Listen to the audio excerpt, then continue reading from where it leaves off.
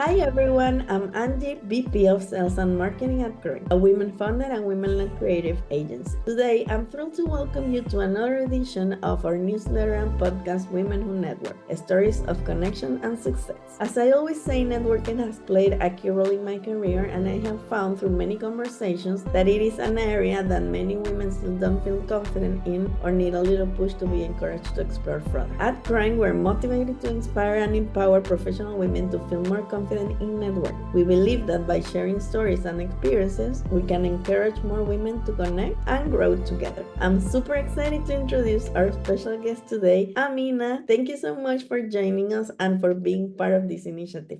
I'm confident that your story will motivate many women to embrace networking with more confidence. Please let us know more about you. Can you introduce yourself to our community, Aminah? Hi, Angie. Thank you so much for this opportunity.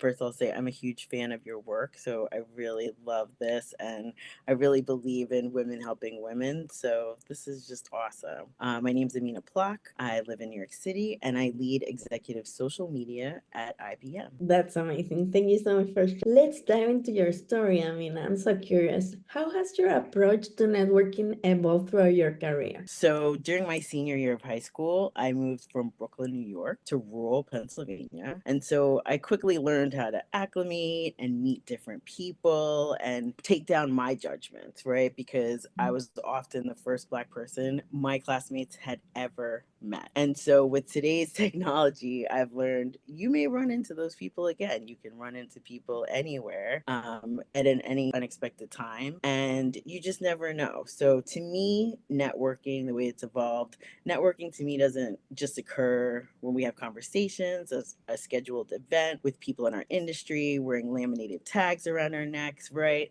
So in my experience, valuable connections can very well be made and affect our career paths and take place at any time. And so I would say I'm a firm believer in 6 degrees of separation. I really believe, like, you know someone who knows someone who knows someone. Yeah, I truly believe in that. That's amazing. And the first time I hear about that theory, I was like, yes, it's obvious. Yes. But I think in order to believe it, you have to have a certain mindset, like to Yes. believe it's possible, to believe that you can reach anyone. And Yes. actually, I gave a talk, like my first talk about networking is called On LinkedIn, No One is Unreachable. Right. So Right. I started working on that, and it's really, really true. And it's about a mindset as well.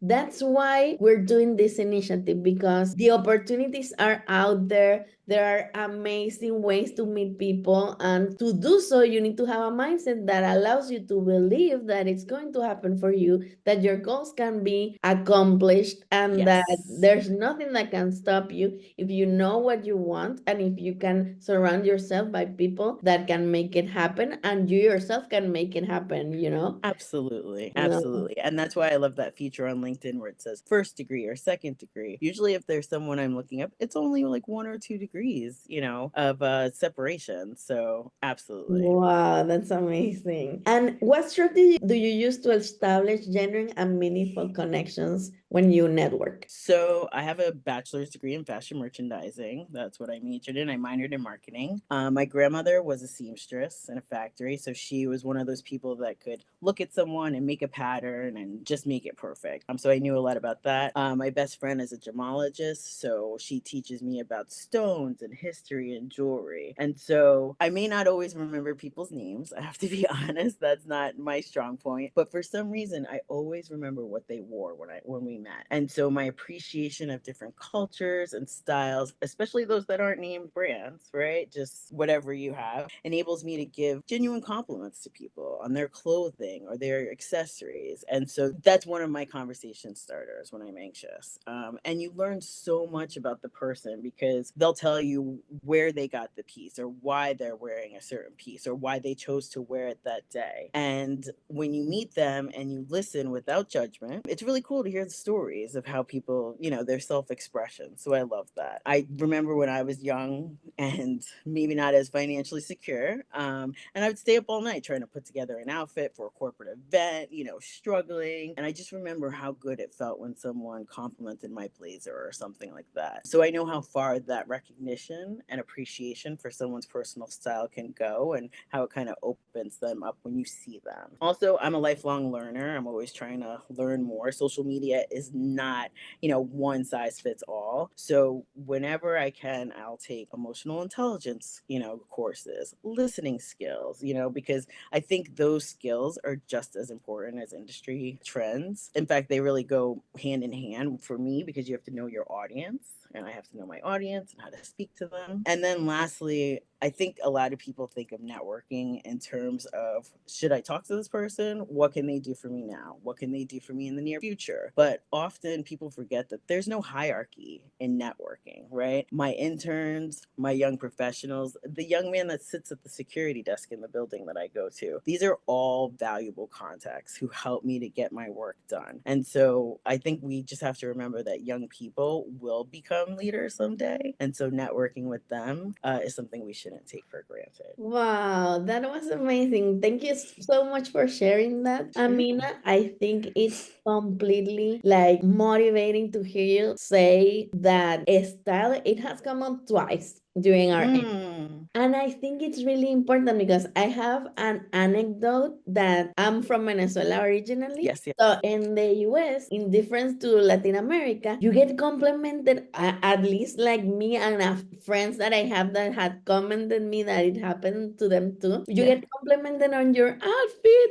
so much, and Yes. that's amazing. For example, when I went to register the company for the first time in the US, I was in Miami alone for 2 months, Oh and my I was gosh. like, yes, and I was like, I brought my business clothes, and I was like every day working and doing the thing. And when I was like sometimes feeling more like alone, and and I went through the streets of Miami, and someone said like, amazing skirt, or that's an amazing outfit, and I was like, oh, that's so sweet. It comes naturally to a lot of people here, and it's so cool. And also, as you said, during events as well, and if you're and in venues where you are there to network specifically, it's such a good conversation starter, because the majority of people put thought on what Yes. they're wearing at the time, and people start to talk about, where they bought it, or the vibe Yes. that they're going for, or their personal styles. Or And the it's weather, or their exactly, travel, where they came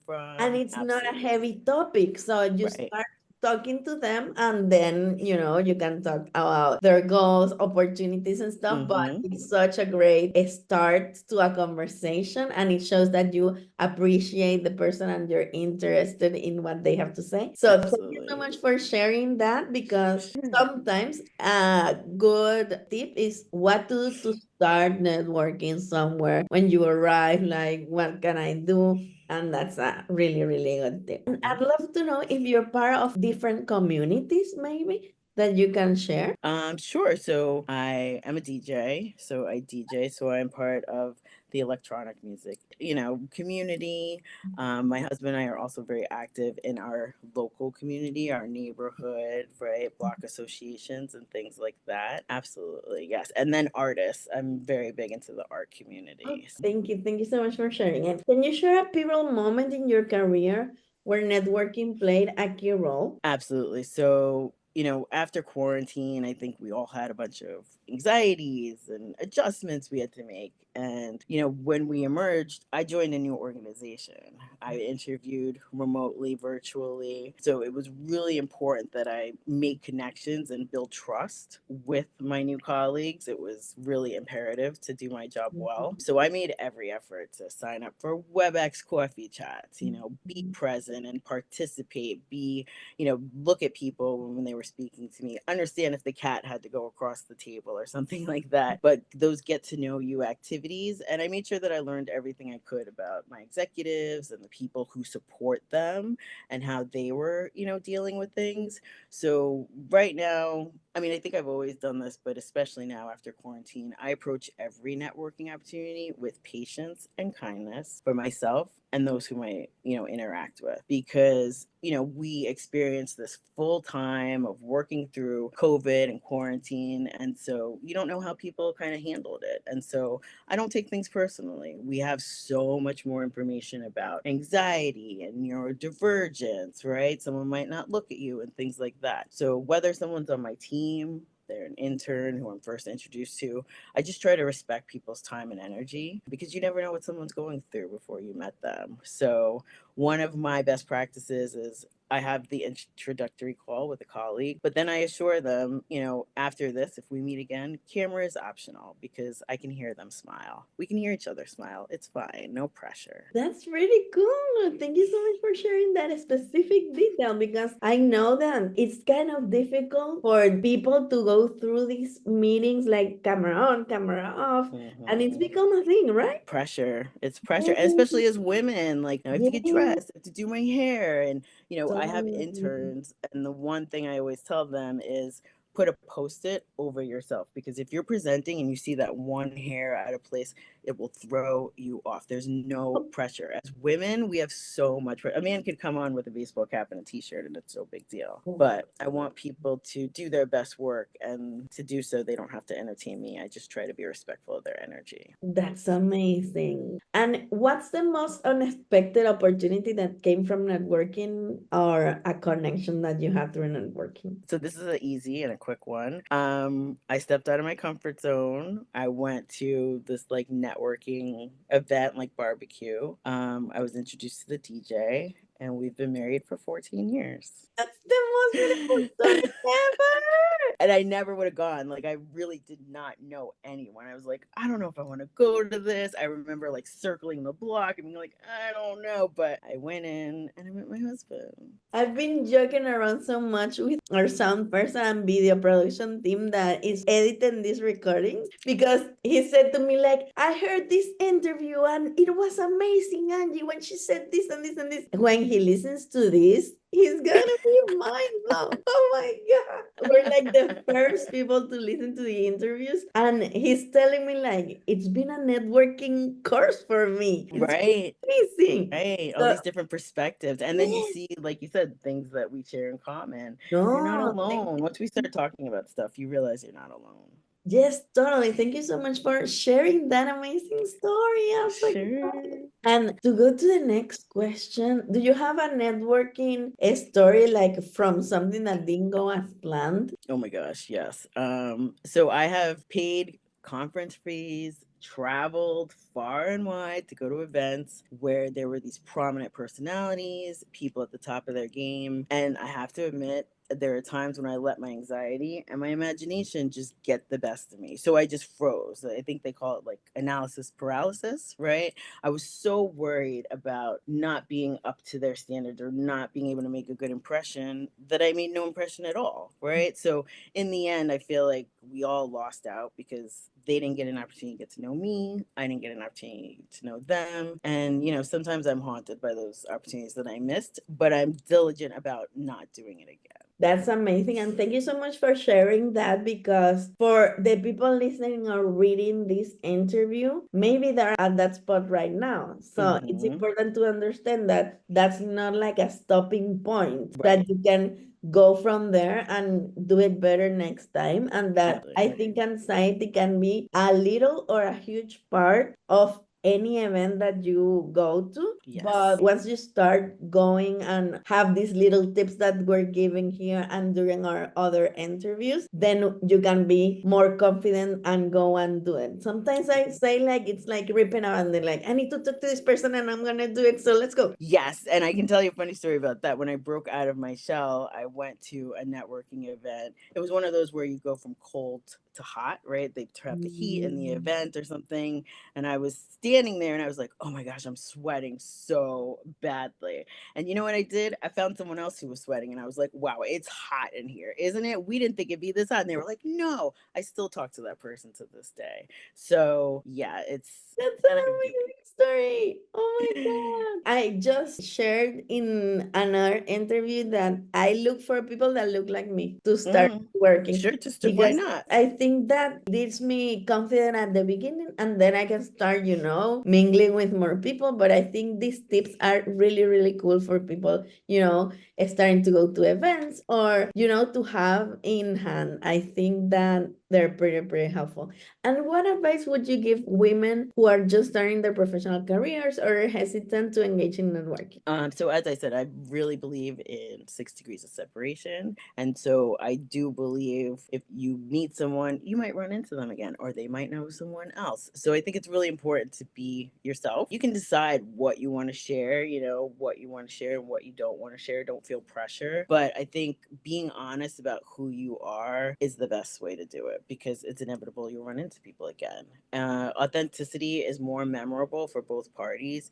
It's really easier to kind of maintain than trying to think of ways that you can impress people. And then they see you again and they ask you about something and you're like, I don't know. So again, don't feel pressure to share what you want to or not what you don't want to. But most importantly, don't be afraid to shine. Talk about yourself, be your advocate, or talk about what you want or where you want to go or what your aspirations are, because you'd be surprised where the help to get you there will come from, right? And then the final thing I would say is follow up and connect with people at these networking events very shortly afterwards, right? So sometimes I'll even send LinkedIn connection requests to people while I'm in the same room with them, because we all know that feeling of squinting to see someone's profile picture and trying to remember where you know them from, right? So sometimes in real time that helps, and it alleviates the anxiety afterwards. And then you come away with something. You come away with a connection. Thank you so much, Aminah. Thank you for sharing your incredible insights with us. It's really inspiring to hear how networking has shaped your journey. To all of you listening, reading, or watching, remember your network is your net worth. Stay tuned for more inspiring stories in our next edition of Women Who Network, stories of connection and success. If you want to be part or propose someone for this space, please email me to angie@CROING.com. And until next time, keep networking and growing. Bye.